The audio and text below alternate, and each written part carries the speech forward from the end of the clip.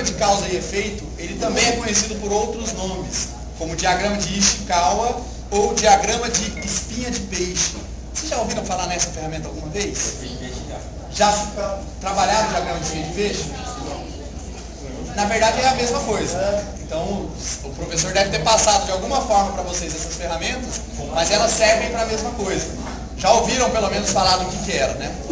Pessoal, o diagrama de Ishikawa, ou de causa e efeito, ou de espinha de peixe, ele tem uma única utilidade, que é uma utilidade visual. Vocês vão notar bastante isso na hora de montar o diagrama. Então a ideia, o conceito do diagrama de causa e efeito é a representação visual ou gráfica das causas de um fenômeno. Então vocês vão observar que a hora que eu colocar alguns exemplos de diagrama de Ishikawa, tem dois usos separados aqui, vocês vão notar que ele é simplesmente visual. E o fato dele ser visual é o que torna ele útil. Isso em administração, especialmente em administração de projetos, que é a minha disciplina lá do 7º semestre, a gente vai com certeza se encontrar aí, o fato de ser visual ajuda muito a gente a entender de uma forma fácil.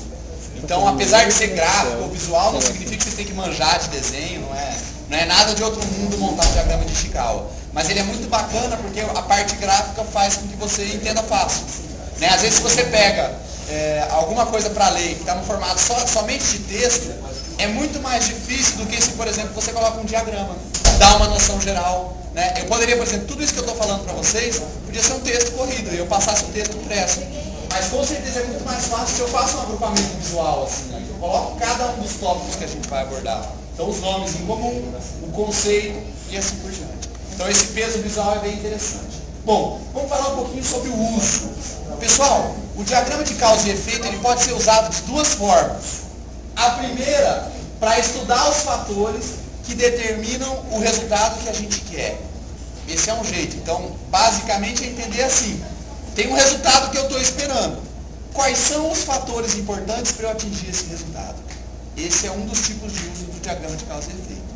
O outro uso é uma lógica oposta. É o mesmo diagrama, mas ele serve para uma coisa oposta, que é identificar as causas de um problema ou problemas que a gente precisa evitar.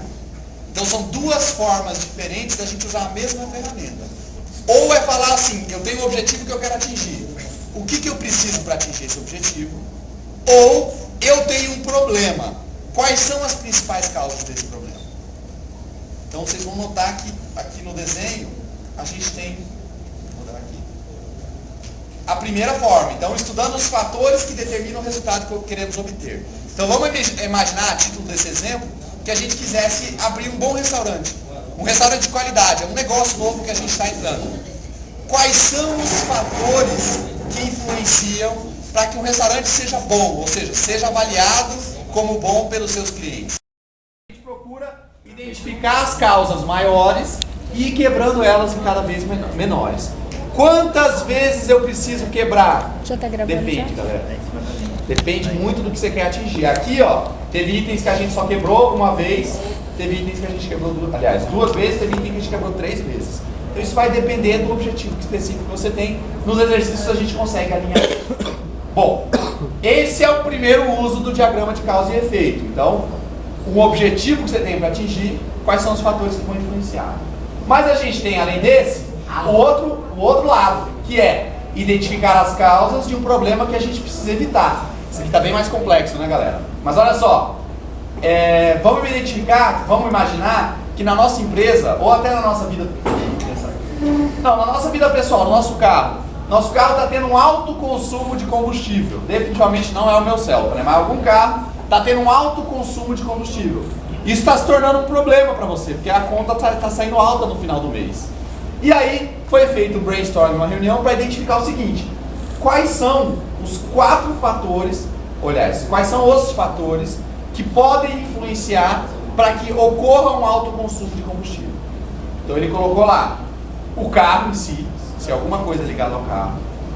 Um método, o que é o método nesse caso? É o jeito de dirigir, né? Tijolão, vovozinha, tem vários jeitos diferentes. Então, o jeito que você dirige também vai influenciar. Pode ser o motorista, que não está sabendo conduzir ou está fazendo algum mau uso do carro. E por último, pode ser alguma coisa material. Alguma coisa que você está comprando para o carro que não está adequado. Sei lá, óleo, combustível que você usa. Certo? Então identificou-se, pessoal, que a gente tem essas 4 principais causas que podem levar a este problema. Agora vamos quebrar ela em partes menores. Vou pegar um mais simples aqui. Vamos imaginar que seja um problema do carro. Quem manja de carro aí? Quais são os problemas que podem fazer com que um carro consuma muito? Problemas do carro, né? Que podem fazer com que ele consuma muito combustível. Vela, cabo de vela. Velas, né? Eles colocaram aqui. Bomba, onde que entraria a bomba aqui? O carburador, será? Então, mas aí entra como carburador aqui ou não está presente aqui? Não está, né? Então a gente poderia colocar aqui bomba de combustível. Aqui ele colocou manutenção do motor, pode ser uma causa, ou falta de manutenção, né? Ajuste do carburador pode ser outra causa. Pressão dos pneus pode ser um problema também. Velas, alterado. Oi? Combustível alterado. Então, mas combustível entraria no material. Não é do carro. Então, aí, né? Kenneth, você está colocando alto consumo de combustível como um problema. Problema, exato. O carro pode ser uma das um causas. problema. Então, se você colocar lá o carro, seu motor V8, por exemplo, ali, fazendo 4 km por litro. Aí teria que colocar potência do motor, talvez. Potência do motor, eu coloco lá potência, alta potência, se for alta Pode potência. ser alta potência. Entendi. Mesmo que você está esperando, já que você comprou o carro, né, você sabia. Mas ainda assim é um fator. Que aí vai significar o quê? Que depois você identificar se a alta potência é um dos principais, você tem que comprar um carro novo, um carro de potente. Tá? Já é esperado, concordo. Porque a ideia Mas você pode explicar que esse é o principal problema. A ideia é aprender a usar a ferramenta. Exatamente. Então a alta potência com certeza pode é um fator que vai influenciar. Manda lá. Não? Então é o seguinte, galera. Dentro de carro, ele identificou aqui, vamos usar os exemplos aqui que tá para todo mundo ver, né? Manutenção do motor, ajuste de ignição, vela, pressão do pneu e carburador. Se for alguma coisa dentro de pressão do pneu, tem 2 possibilidades ainda. Pode ser a calibração que está errado, você está colocando toda vez, está calibrando, mas está calibrando com um nível errado de pressão, ou falta de calibração, né? Normalmente, sei lá, você esquece de ir, vai deixando o carro e isso vai influenciando também. Outro lado, pessoal, outra causa para um alto consumo de combustível, o método. Então, o jeito de se utilizar o veículo. Então aqui ele colocou dirigir muito rápido, desconhecer o manual do proprietário e uso incorreto das marchas, falando de vovozinha, né? Então, 3 causas que o método pode estar influenciando. Vamos quebrar em partes menores ainda. Dirigir muito rápido. Então vamos imaginar, esse aqui é o meu caso talvez. O meu carro ele consome mais do que a média do que um Celta deveria consumir, né? Uma das causas definitivamente é porque eu dirijo muito rápido. Aí você vai falar assim, pô, mas por que esse cara dirige muito rápido? Qual é a causa dele? Tá vendo como a gente vai quebrando? Qual é a causa de dirigir muito rápido? Tá colocando como impaciência. Por que esse motorista então tem impaciência? Qual é a sub causa disso? É porque está sempre atrasado. Pegaram a ideia? Então é uma causa pequena influencia uma causa maior, que influencia outra causa maior, que influencia o problema que a gente está identificando. Então a ideia, pessoal, apesar desse gráfico ele estar relativamente complexo, né, até meio confuso, mas ele está deixando claro, ao você bater o olho, que é o seguinte, cara, se o seu problema é de combustível, você tem que resolver ou o carro que você está usando, ou o jeito que você está dirigindo, ou trocar o motorista que você está usando, ou o material que você está comprando para o carro, óleo, combustível. E aí, dentro de cada uma delas, identificar a causa. Pescaram mais ou menos como é o jeito de usar, pessoal? Entenderam qual é o jeito de usar? Você tem um objetivo e quer saber o que você tem que fazer para atingir. O outro, você tem um problema e quer saber o que está causando esse problema. Tá? Matéria de prova, hein, galera? Então, se tiverem dúvidas, por favor.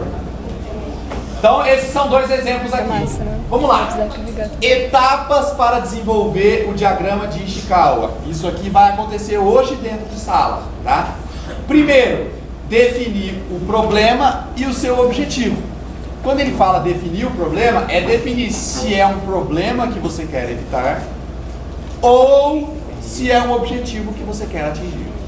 Essa é a primeira coisa. Tá? Então, vocês vão ter que escolher entre, aliás, eu até vou dar exercícios cada um de um, né? Mas eu tenho que ver entre se vai ser um problema que você quer identificar quais são as causas, ou se é um objetivo que você quer saber como você vai atingir. Tá? Os dois formatos, o diagrama de causa e efeito, vai servir para isso. Depois, observar, conversar e documentar. Normalmente isso aqui aconteceria dentro da empresa. Opa, tá escrito brainstorming errado. Normalmente isso aconteceria dentro da empresa. Você iria observar como era a condução daquele carro. Ou no outro exemplo, qual que era? Você poderia restaurante. Ou no bom restaurante, você iria visitar restaurantes para ver o que influencia ele ser bom. Ou conversar, né? Tá aqui além de observar. Conversar com potenciais clientes de restaurante para ver o que eles acham importantes. Então é coletar dados. Conversa, escuta, lê, escreve alguma coisa, registra informações. Aqui na sala a gente vai meio que pular essa parte, porque não vai ter muita informação assim. Terceiro e mais importante, gente, discutir o problema. E aqui eu coloquei brainstorming. Você sabe o que é o brainstorming? Toró de parpite? Tempestade de ideias. Chuva de ideias. Chuva de ideias, tempestade de ideias, né? Então o brainstorming é um formato de reunião onde todo mundo pode dar ideias e as ideias são tratadas como igual. Isso aqui é uma das coisas que as pessoas não entendem de brainstorming, pessoal. Todo mundo gosta de ficar usando termo em inglês, é chique, né? Você fala, não, a gente realizou um brainstorming aqui na nossa reunião e chegou o problema que o benchmarking. O que significa isso? Então, às vezes, entre a pessoa falar que quer fazer um brainstorming e fazer um brainstorming, tem uma diferença bem grande, tá? O que é importante no brainstorming? Eu quero que vocês tentem observar isso enquanto estiverem fazendo brainstorming. É todo mundo poder dar ideias. E todo mundo que der ideia, a ideia é ser tratada como igual. Então, por exemplo, quando você faz um brainstorming que envolve o gerente do departamento e os outros funcionários do departamento, a ideia do gerente é igual dos funcionários. E a pessoa que está registrando as ideias e anotando tudo que está sendo falado, eu queria que você definisse uma pessoa para fazer isso junto, essa pessoa tem que anotar a ideia de todo mundo. Por mais maluca, idiota, imbecil, retardada e sem funcionamento que seja a ideia, ela tem que ser anotada. Porque pode ser que essa ideia te leve para algo que você nunca tinha imaginado antes. Então, normalmente, aqueles mais, não sei se vocês vão lembrar da aula da Renata, mas aqueles mais cabeça nas nuvens, normalmente levam uma vantagem muito boa em brainstorming. Por quê? Porque ninguém corta as asinhas dele. O cara viaja na maionese e o cara tá anotando as ideias. E aí fala uma coisa que não tem nada a ver. Só que às vezes lá na frente, você vê que aquela ideia funcionava de outro jeito. Você podia aproveitar ela de outra forma. Então, deixem a imaginação voar e a pessoa que for registrar as ideias, nada de fazer cara feia. Né? A pessoa chega e fala assim, não, mas e se a gente fizesse um sistema onde a gente fosse envolver as pessoas? Aí você... não pode fazer essa cara. Quem for fazer a redação das ideias, tem que anotar tudo. O que vier é ideia. Depois, a gente vai para a próxima etapa. Aí sim, eu não consigo ficar sentado, tem jeito. Organizar as informações obtidas e aí identificar o que é causa primária, o que é secundária, ou seja, o que é subcausa, o que é subcausa. Tá? Vocês já podem fazer essa etapa aqui, pessoal, desenhando.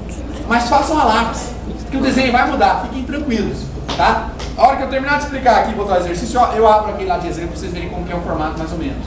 Mas nessa etapa eu já queria que vocês começassem a desenhar. E eu queria que no desenho vocês usassem lápis, porque ele vai mudar bastante. Tá? Mas só façam o desenho, pessoal, depois de uma sessão legal de brainstorming. Não tenta começar pelo desenho. Se todo mundo quer terminar logo o serviço, tenta começar pelo desenho. Não façam isso não.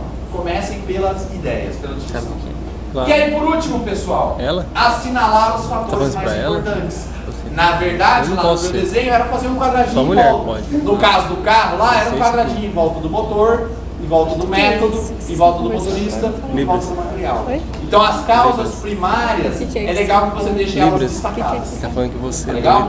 Pessoal, procura prestar atenção. Eu sei que vocês têm internet, um monte de coisa legal aí, mas depois vocês vão me perguntar as mesmas coisas, vocês vão ter bastante tempo para pesquisar aí. Então, galera, identifiquem as causas primárias. Elas são bem importantes para a gente entender o diagrama de causa. Vamos lá. Dicas, só para não passar em branco. Primeiro, definir o problema de forma precisa, com termos práticos. Tá? O problema não faz uma coisa de 5 linhas, que aí não vai ficar prático. Né? Vocês viram lá? Bom restaurante, alto consumo de combustível. Então tentem usar problemas que sejam práticos, que todo mundo que lê vai entender. né? Não, eu deixo vocês viajarem no brainstorming, mas na hora de definir o objetivo ou o problema, sejam bem práticos. Nos exercícios eu deixei de uma forma bem prática. Pode deixar no caderno mesmo, a gente depois pega pra gente mesmo, sim. Não, fica à vontade, desenha no caderno, depois a gente organiza isso. Então, Então, definir o problema de forma precisa. Depois, identifique as causas em reuniões com outras pessoas. Aqui na sala é óbvio, né? A gente vai identificar as causas no grupo de 5 pessoas. Mas se você estiver fazendo isso na tua... Lembra que eu falei para vocês, pessoal? Todas essas ferramentas têm uso prático no dia a dia da empresa. Então, vocês podem chegar hoje à tarde e usar essa ferramenta. Se forem fazer, não se esqueçam de reunir mais pessoas. Não faz sozinho. Envolve outras pessoas, que é muito positivo ter outras ideias. E se você fizer sozinho, você vai esquecer de tanta coisa que você vai até achar engraçado depois. Terceiro, resuma sugestões em poucas palavras. Lá no diagrama, não vai escrever um livro, pessoal, é a ferramenta visual. Então você tem que usar termos curtos. Qual que era lá? Combustível adulterado, ou falta de pressão. Né? Então usem sempre expressões bem curtas, porque o diagrama ele é gráfico. Em gráfico você não usa muito texto. E por último, concentre nas causas que podem ser resolvidas. Né? Então quando vocês forem identificar as causas também, a hora de desenhar, aí vê o que é real e factível. Não adianta colocar no, como reduzir os gastos militares no Brasil. Vamos dizer que o nosso problema é altos gastos militares. Aí você coloca uma causa lá. Existem muitos conflitos no mundo. Você não vai resolver conflito no mundo, você não vai instaurar a paz mundial. Pelo menos não nesse trabalho. Né? Então não coloque isso como uma causa. Coloque causas que você possa resolver. Porque senão o diagrama perde o uso. E eu não quero que isso aqui seja uma ferramenta viajada e fora da realidade. Eu quero uma ferramenta prática. Vocês podem usar para cada coisa que vocês podem usar lá na realidade de vocês ou da empresa. Então, é uma ferramenta extremamente prática. Então, não viajem na maionese nesse caso, tá? Coloquem causas solvíveis, que podem ser resolvidas.